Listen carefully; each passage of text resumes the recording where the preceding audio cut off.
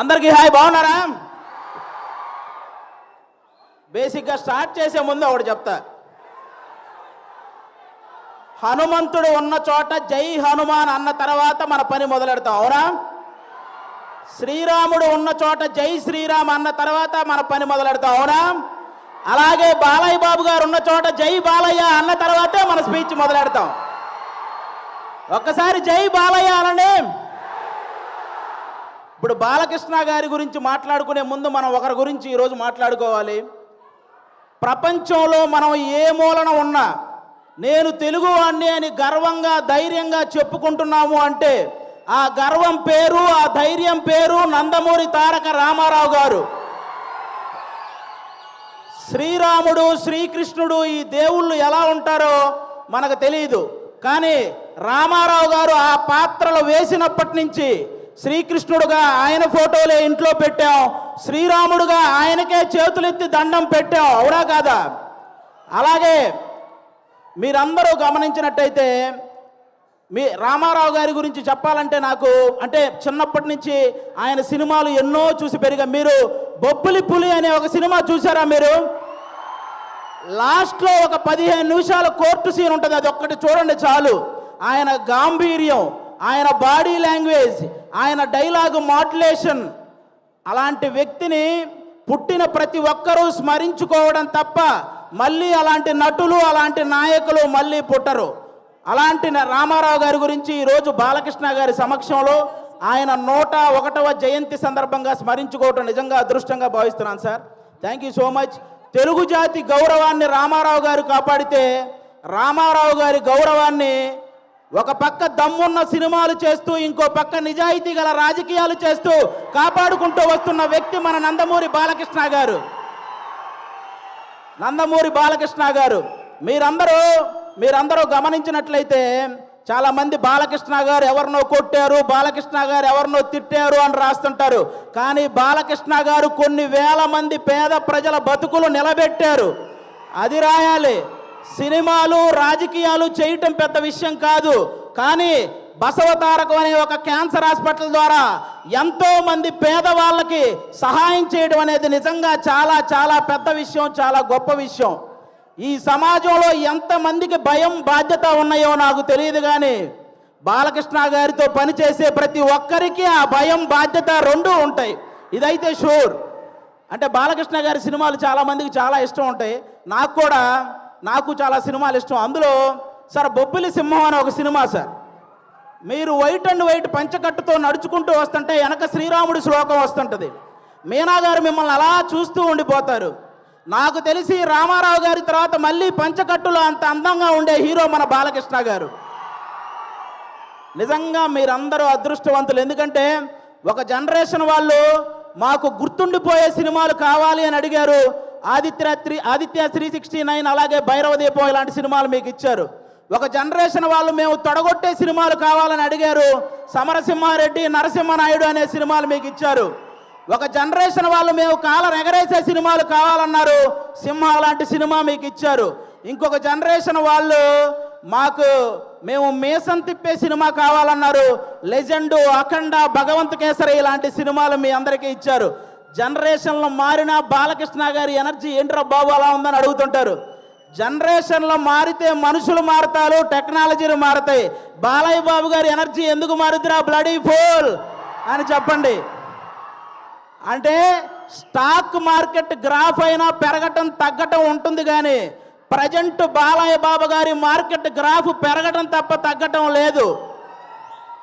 అంటే అటుపక్క సినిమాల్లో అన్స్టాపబుల్, ఓటీటీలో అన్స్టాపబుల్, రాజకీయాల్లో అన్స్టాపబుల్, సేవ చేయడంలో అన్స్టాపబుల్, అనవసరంగా దూరిన వాడిని కొట్టడంలో అన్స్టాపబుల్, అవసరం అని అడిగిన వాడికి పెట్టడంలో అన్స్టాపబుల్.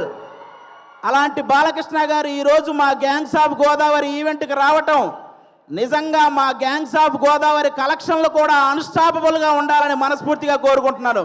మా సినిమా ఎలా ఉండబోతుంది అంటే 10 నిమిషాల్లో క్లోజ్ అయ్యే పబ్బు ముందు జై బాలయ్య అనే స్లోగన్స్ వస్తే ఎంత కిక్ వస్తుందో మా గ్యాంగ్స్ ఆఫ్ గోదావరి సినిమా అంత కిక్ ఇస్తుంది మీకు. బాలకృష్ణ గారి చేతిలో ఉన్న మైక్ స్టైల్గా అలా ఎగరేసి పట్టుకున్నప్పుడు ఎంత కిక్ వస్తుందో మా గ్యాంగ్స్ ఆఫ్ గోదావరి సినిమా అంత కిక్ వస్తుంది. బాలకృష్ణ గారు ఇంట్రెస్టింగ్గా మాట్లాడుతున్నప్పుడు మధ్యలో ఫోన్ వస్తే ఆ ఫోన్ తీసి స్టైల్గా ఇసిరేసినప్పుడు ఎంత కిక్ వస్తుందో మా గ్యాంగ్స్ ఆఫ్ గోదావరి సినిమా అంత కిక్ వస్తుంది. పద్ధతిగా ఫోటో దిగాల్సినోడు ఫోన్ తెచ్చి మొహాన పెట్టినప్పుడు బాలకృష్ణ గారు అలా తడితే మీకు ఎంత కిక్ వస్తుందో మా గ్యాంగ్స్ ఆఫ్ గోదావరి సినిమా అంత కిక్ వస్తుంది. బాలకృష్ణ గారి సినిమాల్లో సెకండ్ హాఫ్లో వచ్చే క్యారెక్టర్ మనకి ఎంత కిక్కిస్తుందో ఈ గ్యాంగ్స్ ఆఫ్ గోదావరి సినిమా కూడా అంత కిక్కిస్తుంది. ఫైనల్గా ఒక మాటలో చెప్పాలంటే మ్యాన్షన్ హౌస్ వేస్తే ఎంత కిక్ వస్తుందో మా గ్యాంగ్స్ ఆఫ్ గోదావరి కూడా అంతే కిక్కిస్తుంది. ఒక్క మాట బాలయ్య బాబు గారి పర్మిషన్తో చెప్పాలనుకుంటున్నాను. రేపొద్దున నందమూరి నటసింహం, కొనిదెల కొదమసింహం అసెంబ్లీలో అడుగు పెడితే ఎంత కిక్ వస్తుందో మా గ్యాంగ్స్ ఆఫ్ గోదావరి కూడా అంతే కిక్ వస్తుంది. ఇది మీరందరూ గుర్తుపెట్టుకోవాలని నేను కోరుకుంటున్నాను. అలాంటి బాలయ్య బాబు గారు ఈరోజు మా ఈవెంట్కి రావడం నిజంగా మా అదృష్టం. Thank you sir, thank you so much. ఈ సినిమాలో విశ్వక్సేన్ గారు ఒక 28 ఏళ్ల కుర్రాడు రత్న అనే పేరుతో థియేటర్లో చేయబోయే మాస్ జాతరను మీరందరూ రేపు 31వ తేదీ చూడబోతున్నారు. మామూలు విషయం కాదు. అతను విశ్వక్సేన్ అనే అతను సినిమాలు చేస్తే ఒకటి పెట్టిన డబ్బులు వెనక్కి వస్తాయి, లేకపోతే లాభాలు వస్తాయి, నష్టాలు మాత్రం రావు. అలాంటి పర్ఫార్మర్ అతను. 24 క్రాఫ్ట్స్ మీద పట్టున్న వ్యక్తి మన విశ్వక్సేన్ గారు. అలాంటి వ్యక్తికి ఈ సినిమా పెద్ద విజయాన్ని ఇవ్వాలని మనస్ఫూర్తిగా కోరుకుంటున్నాను. ఇక డైరెక్టర్ కృష్ణ చైతన్య గారు తన మైండ్లో గుర్తొచ్చిన డైలాగును మీ మైండ్లో గుర్తుండిపోయేలా రాసే రైటర్ కమ్ డైరెక్టర్ మన కృష్ణ చైతన్య గారు. మనందరికీ త్రివిక్రమ్ గారు అంటే చాలా ఇష్టం. త్రివిక్రమ్ గారికి ఈ కృష్ణ చైతన్య అనే వ్యక్తి చాలా ఇష్టం. కాబట్టి ఈ సినిమాలో ముఖ్యంగా కుప్పలుగా డైలాగులు ఉంటాయి.